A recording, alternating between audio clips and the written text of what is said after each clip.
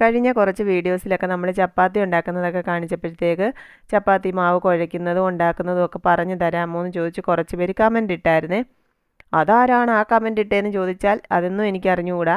ചപ്പാത്തി ഉണ്ടാക്കുന്ന വീഡിയോയുടെയൊക്കെ താഴെ വരുന്ന കമൻറ്റുകൾ നിങ്ങൾ തന്നെ ഇരുന്നങ്ങ് വായിച്ച് നോക്കിയാൽ മതി കേട്ടോ.